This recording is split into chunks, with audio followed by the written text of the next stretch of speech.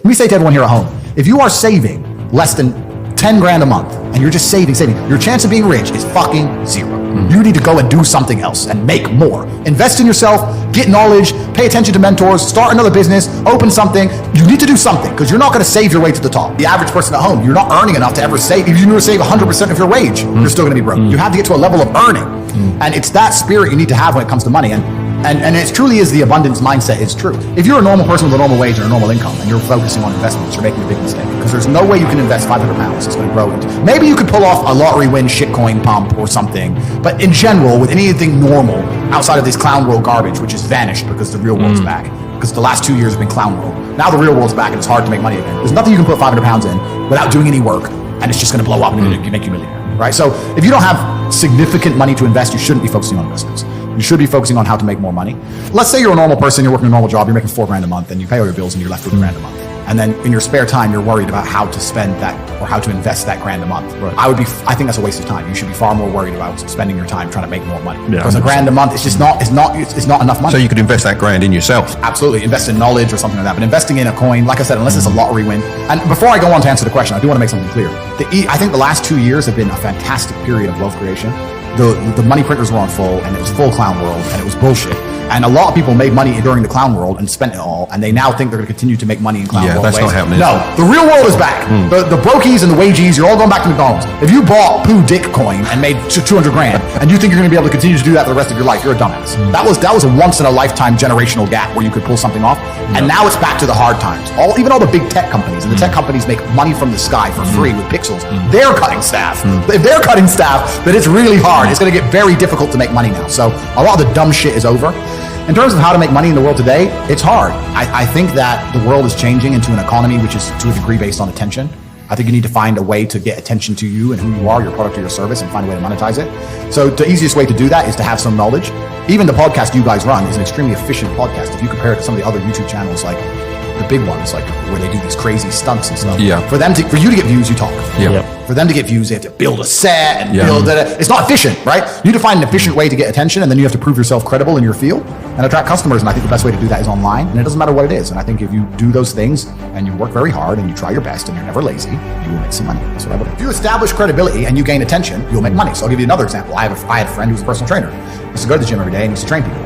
He didn't make that much money. People would miss appointments. It's like £50 an hour. He'd get there, get back a little. I said, listen, brother, you used to, he didn't have time, look fantastic. How about you spend the next 6 months getting absolute killer shape? Then put up a bunch of pictures on Instagram of you in killer shape, and then put together your workout plans and tell people they'll look like you even though they never will. And sell that for $7 or 10 pounds or 15 pounds and sell it by your Instagram. And he went from making $2.5 grand a month or $2 grand a month as a personal trainer to 15 grand a month without ever going in the gym. He only went to the gym for himself because he was selling information. So, and that's what a lot of people are doing now, but now it's getting more and more competitive. So you have to establish credibility and get attention in a way which is becoming more difficult. Like in the fitness industry, it can be done purely on how you look. You can get some credibility and attention. But especially in the business world now, you have to be very knowledgeable. You have to be because that's the way things go when they get competitive, which is fine. But this all goes back and ties into what we were saying earlier on.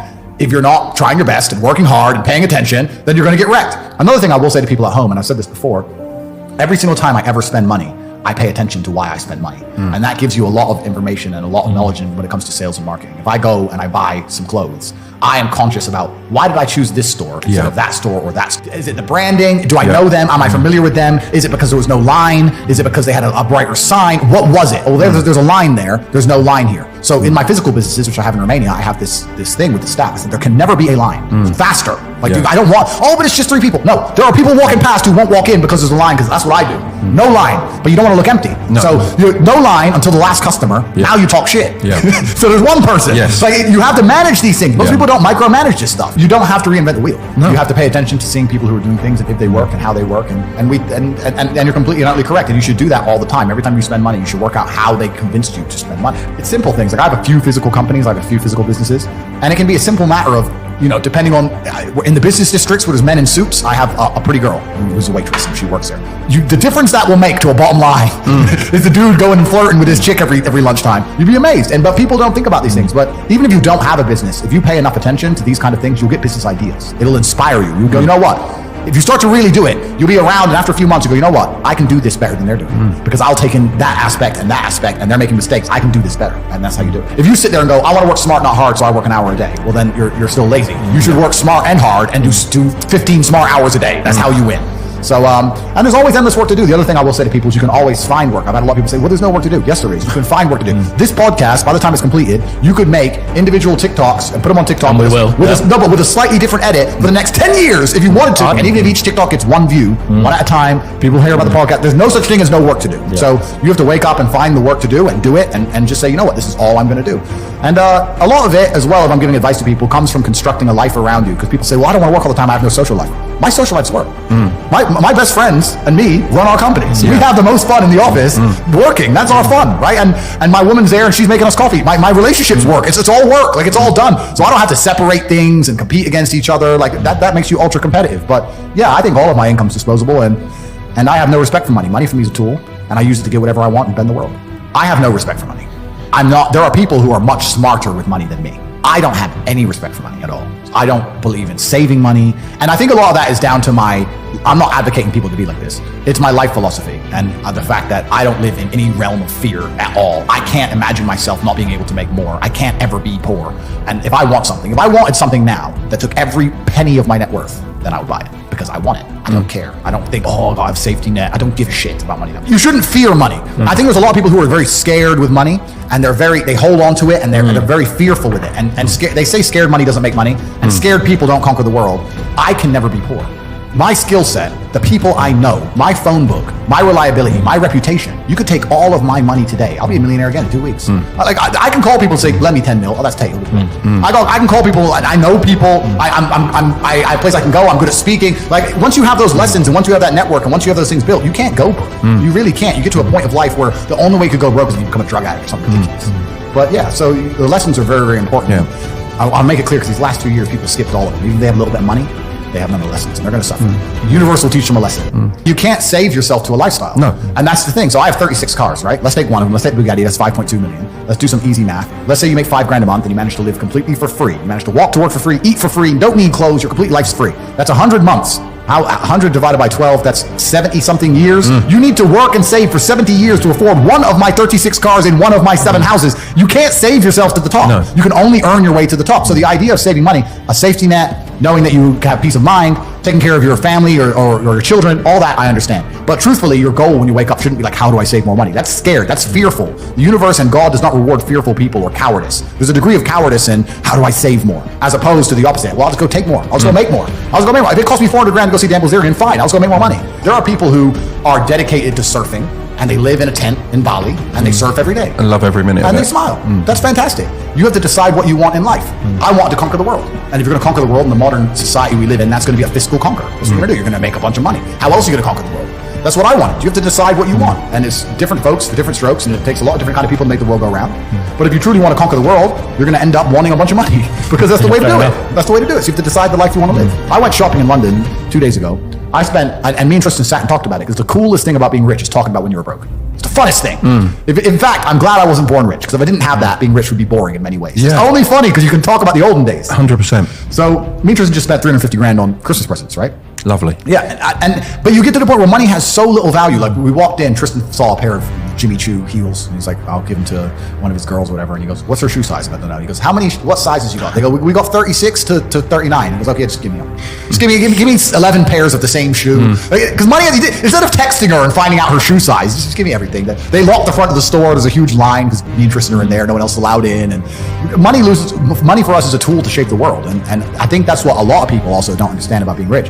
You don't want to be rich. You want to be powerful. That's what really is going to satisfy you in your soul. It's the power. It's not the, I can afford this. That's nice for a while. But really what makes you happy is there's 60 of these Bugattis on earth. Everyone wants one. Who gets one? I do. Because you can't have one. That's the fun of it, right? So it's power you're truly chasing. And if you want to be powerful, you can't be scared to invest money, to spend money. A lot of people at home, if they want to make more money, need to invest in themselves. Yeah. They invest in themselves. And maybe they've been taught, well, if I just save. When I was broke, I thought everyone was broke. You do. And then you get rich and you start thinking, shit, everyone has money. Every supercar I want is sold out. Every diamond watch I want is sold out. The private jet charters are full. The yachts are full. As soon as you get rich, you start, who are all these people that got money? I was just in Dubai, and my houses are being built. They're going to be completed this year. I bought a bunch of them off plan, so I decided to rent. And I rented a house on the Palm. It's $25,000 a day, dollars, and I rented it. And I'm sitting there, and the landlord comes and goes, I just got an offer for $35,000 a day. You need to leave. And I go, okay, well, I'll pay $40,000 a day. And then he came back and goes, the guy's offered $50,000 a day for a year.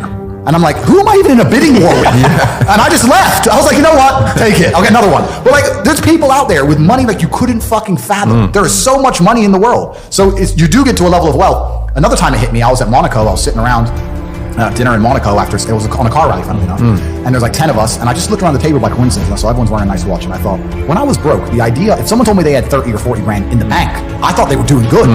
Now I'm sitting at a table, everyone's wearing a $100,000 watch. Nobody gives a fuck.